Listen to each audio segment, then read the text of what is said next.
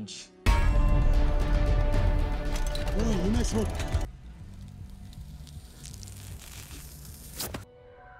And then bang, bang, bang, bang, bang.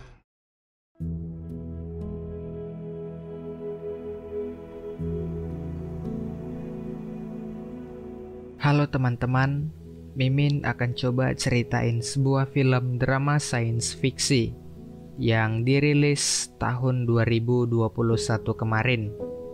Film ini berjudul Fins.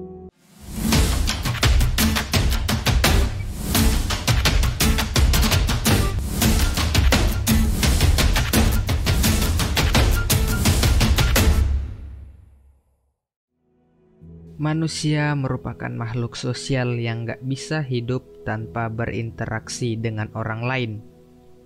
Tapi bagaimana apabila populasi manusia di bumi hanya tersisa kurang dari puluhan orang? Atau bahkan tinggal kita sendiri? Sama seperti cerita film kali ini.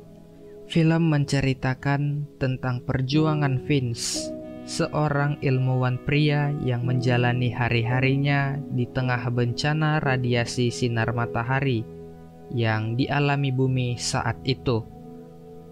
Sebelum lanjut ke filmnya, Mimin mau ingatkan teman-teman kalau video ini berisi spoiler dari film Fins ya. Oke, kita lanjut ke filmnya. Film berlatar di mana populasi manusia di bumi sudah terancam punah. Hal ini diakibatkan karena lapisan ozon yang ada di bumi sudah menipis dan tidak bisa lagi menyaring sinar ultraviolet yang dipancarkan matahari. Sinar UV yang berlebihan itu membuat radiasi cahaya matahari bagi manusia yang ada di bumi. Banyak manusia tidak bisa bertahan akibat radiasi itu. Hanya tersisa Fins bersama anjingnya yang berhasil berlindung dari bencana radiasi itu. Setiap harinya, Fins bersama Dwi robot ciptaannya berkeliling kota mencari bahan makanan untuk dia konsumsi. Selesai mencari bahan makanan, Fins menandai tempat itu dan segera pergi ke tempat berikutnya. Ketika Fins sedang berkeliling, sensor udara yang ada di baju anti radiasi miliknya menginfokan kalau beberapa ratus meter di sekitarnya sedang terjadi bencana tornado yang sangat besar. Kemudian Fins pun memacu mobil truk yang dia kendarai untuk kembali ke tempat dia berlindung. Setelah Fins berhasil selamat, dia pun membersihkan diri dan memberikan anjingnya makan. Sedangkan dia yang gak mendapatkan makanan untuk manusia, akhirnya cuma minum air putih. Fins lalu menyelesaikan robot baru ciptaannya dan kemudian melakukan penguji cobaan. Saat Fins melakukan pengujian, tiba-tiba listrik di tempat itu mati. Dan mau gak mau, Fins pun keluar dan memperbaiki kerusakannya.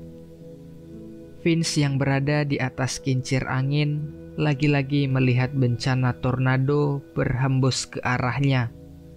Lalu dia pun kembali ke ruangan kerjanya dan meminta robot barunya itu untuk mengecek keadaan cuaca kota yang dia diami.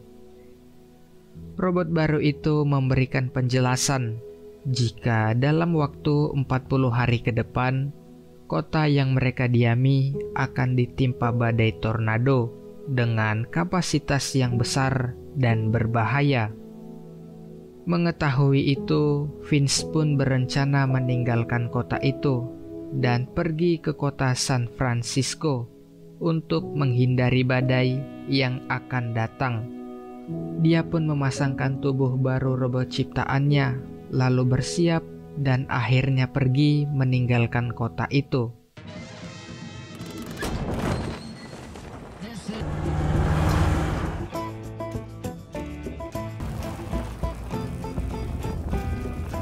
The population of St. Louis is over 600.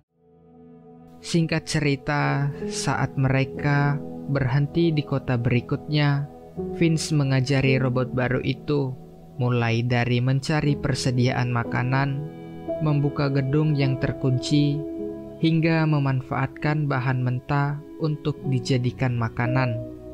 Ketika Vince asik sedang mengajari robot itu, tiba-tiba sensor di bajunya menginfokan kalau di kota itu akan terjadi badai tornado sebentar lagi.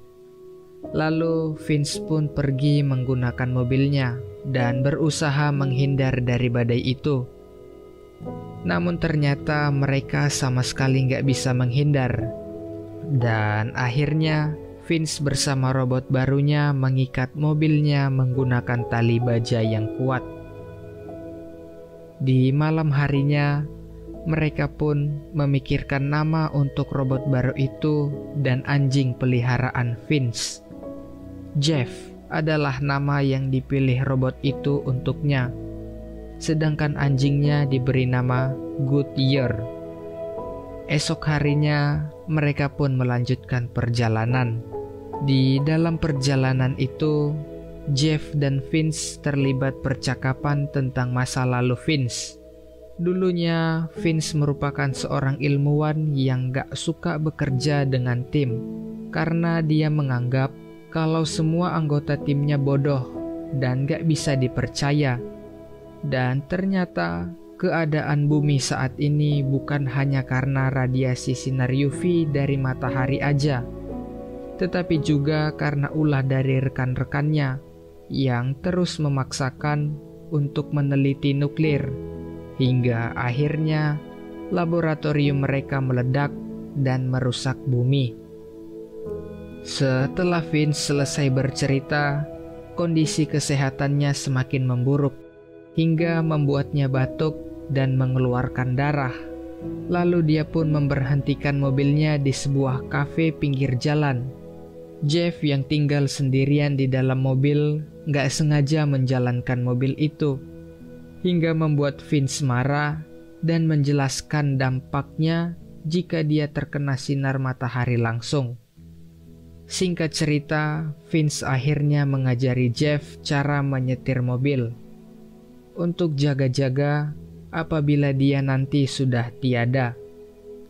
Kondisi kesehatan Vince yang semakin memburuk akhirnya membuat Jeff merawatnya dan membawa mobil Vince pergi ke San Francisco seperti keinginannya. Saat mereka sampai di kota berikutnya, Jeff memutuskan untuk berhenti dan mencari persediaan makanan bersama Dewey.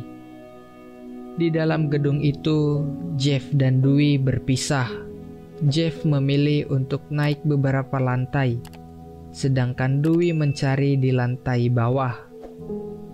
Dewey yang menemukan makanan mencoba mengambilnya, namun tanpa dia sadari, di sana sudah ada jebakan besi yang bisa merusaknya, hingga akhirnya Dewey terjatuh dan terkena jebakan itu. Vince yang baru bangun akhirnya menyadari kalau Jeff berhenti di tempat yang salah, dan mau gak mau dia pun pergi menyusul Jeff dan Dewey di dalam gedung itu. Di sana, Vince pun menemukan Dewey dalam keadaan sudah hancur. Kemudian dia pun menemukan Jeff dan segera membawanya pergi dari kota itu. Dan dugaan Vince benar, tepat setelah mereka pergi, ada sebuah mobil mengikuti mereka. Malam harinya, Vince yang baru terbangun akhirnya menyadari kalau mobil tadi mengikuti mereka. Vince pun menyuruh Jeff mematikan lampu mobilnya dan segera bersembunyi di sebuah lorong jembatan untuk menghindari orang yang mengikuti mereka.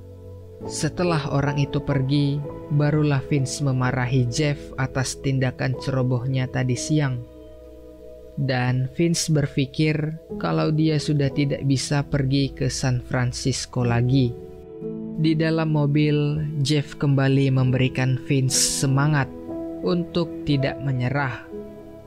Vince pun akhirnya bercerita Dulu sewaktu dia mencari makanan di sebuah minimarket, dia nggak sengaja mendengar suara seorang anak gadis berusia 9 tahun bersama ibunya mencari makanan di minimarket itu juga. Sang ibu memberikan anaknya pistol dan berpesan untuk menembak orang lain yang dia temui. Namun gak beberapa lama, datanglah seorang pria yang mengendarai mobil. Dia merampas segala perbekalan milik ibu dan anak itu, lalu menembak mereka hingga meninggal. Dari dalam tas anak itu, Vince menemukan seekor anjing yang sekarang dia pelihara. Dan mulai saat itu, Vince pun berpesan kepada Jeff untuk tidak mempercayai manusia. Karena menurut Vince, saat manusia kelaparan, manusia akan berubah menjadi buas dan pembunuh. Singkat cerita, Jeff akhirnya membawa mobil itu melaju hingga mendekati kota San Francisco. Saat Jeff melihat-lihat gambar dari kartu milik Vince, tiba-tiba dia dikejutkan dengan seekor kupu-kupu yang gak sengaja dia tabrak. Kemudian dia pun menepikan mobil dan memberitahu Vince akan hal itu. Vince yang mengetahui itu pun keluar dari mobilnya tanpa menggunakan baju anti radiasinya. Dan dia bahagia bisa bebas dari paparan radiasi sinar UV. Lalu dia pun mengganti pakaiannya dan menggunakan jas setelan putih yang dia beli khusus untuk pertemuan dengan ayahnya dulu sebelum bencana terjadi. Jeff bersama Vince dan anjingnya pun bersantai, menikmati anugerah yang masih bisa mereka rasakan. Gak disangka-sangka, ternyata Jeff tadi malam bermimpi kalau mereka bertiga akan berada di jembatan Golden Gate, jembatan yang sangat terkenal di kota San Francisco.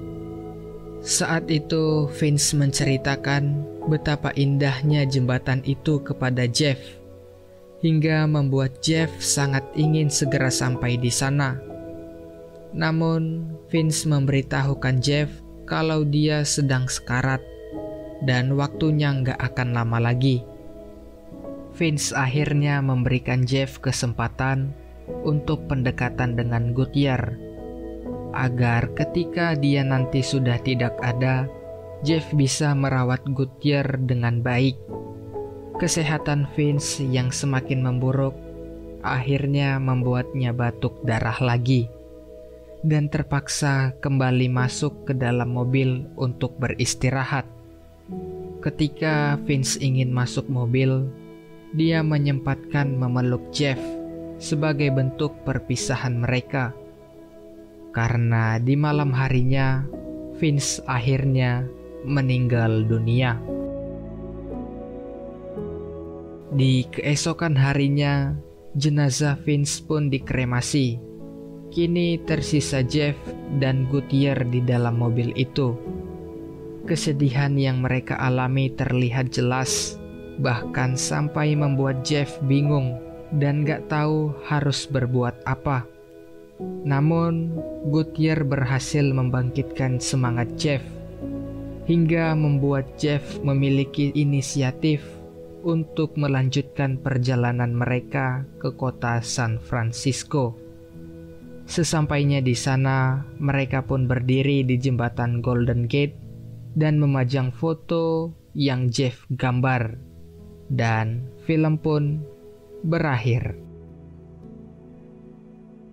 Penulis dari film ini mungkin ingin menyampaikan pesan kepada penonton supaya kita merawat dan menjaga bumi, tempat kita berpijak.